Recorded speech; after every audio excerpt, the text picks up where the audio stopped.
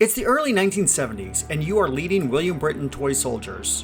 In 1971, you had launched your new state-of-the-art plastic line, Deetail Toy Soldiers. You sold thousands of figures, the line is a huge success, and now you want to expand it.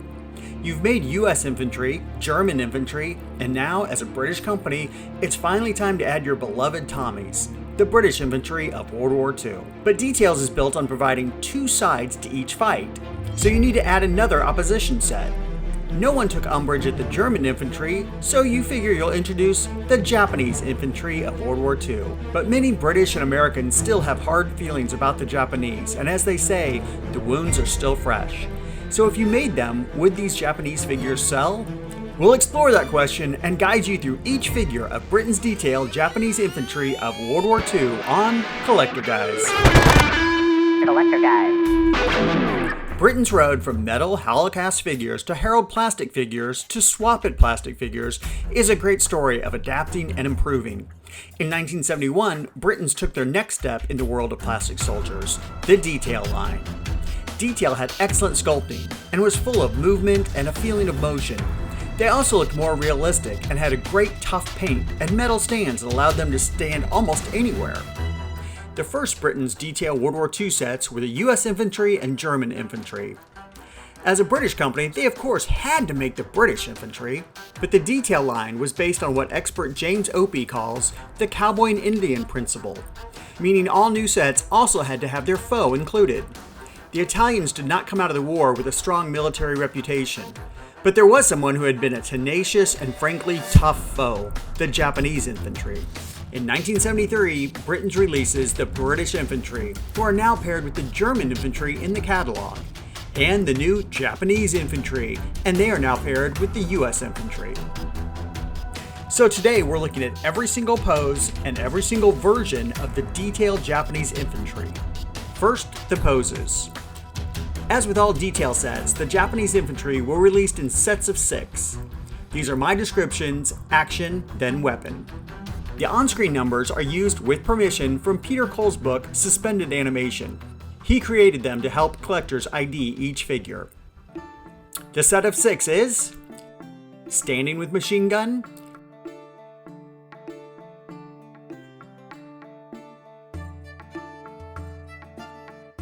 officer with sword and pistol,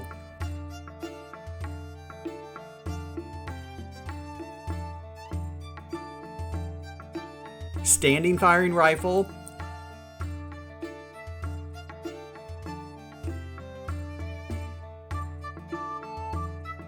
stabbing with rifle downwards,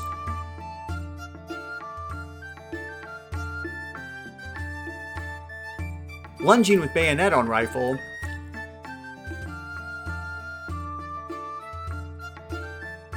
kneeling firing rifle,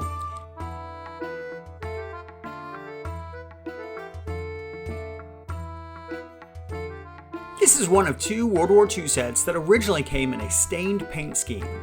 First, they were made of a base green plastic. Then the stain was added on top to enhance the overall look. Then the other details were painted on. One nice touch is the dark green leaves added to the helmets to reflect the terrain that the Japanese fought in the most, jungles and on islands. They did use the local flora for camouflage. This camouflage effect is demonstrated here as they hide in a houseplant waiting to spring an ambush. Here is the paint scheme. Dark green putties around their lower legs, brown shoes, all the figures carry water canteens on shoulder straps, and dark green bread bags to carry rations. The officer wears tall brown boots and has a black pistol. Above his head is a gunto, or service sword, which is a separate piece of gray plastic plugged into his hand. 4 of the figures are using basic rifles, the main weapon of the Japanese troops. This is an actual Japanese rifle from World War II. This is what Britain was looking to copy for these figures. 2 of them have their bayonets attached to their rifles and are stabbing with them. The 4th enlisted man uses a light machine gun, probably meant to be a Type 11 LMG, which was used by their troops before and throughout World War II. Black or brown weapons, silver bayonets, and a flesh color for their hands and faces. The Japanese always came on green stands, which was the standard for most Britain's Deetail figures in the 1970s. By 1976, to cut production costs, Britons ended the stained paint process and switched the Japanese to a greener base plastic. It really did not detract from the look of these figures. Here's the difference. The figure on the left is the original stained version, while that on the right is the second non-stained version. And here are all the Japanese figures in the non-stained version.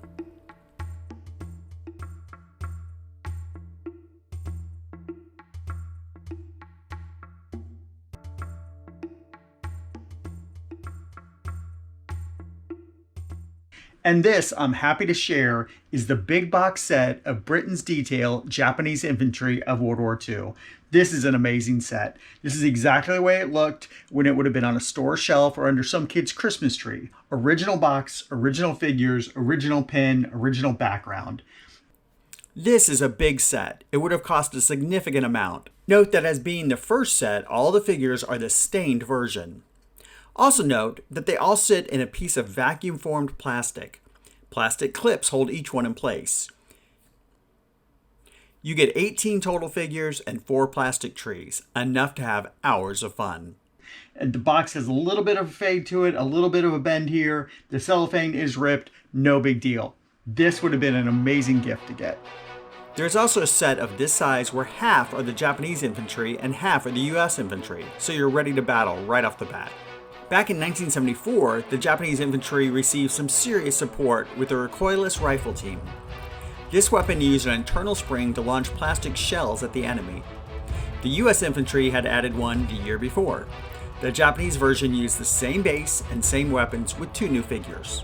In reality, this weapon had not been heavily used during the war, but Britons were famous for making the most out of their expensive molds.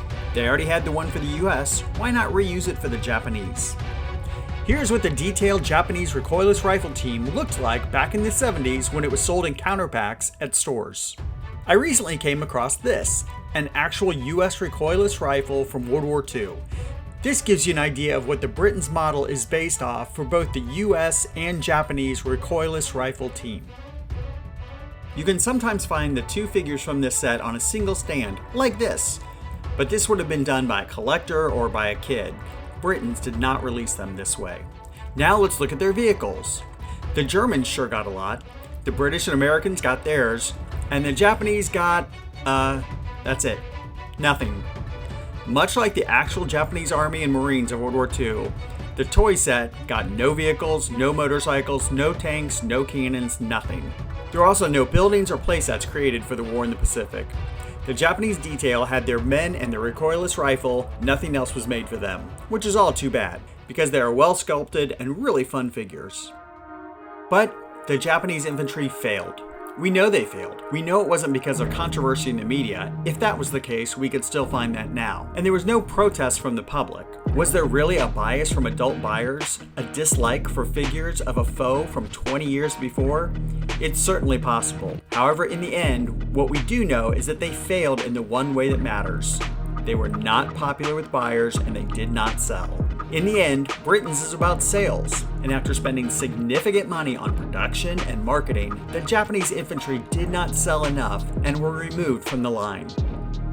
All the other World War II sets went on. Perhaps Britons wanted to slim down the line, and if so, they would first eliminate the set that was performing the worst.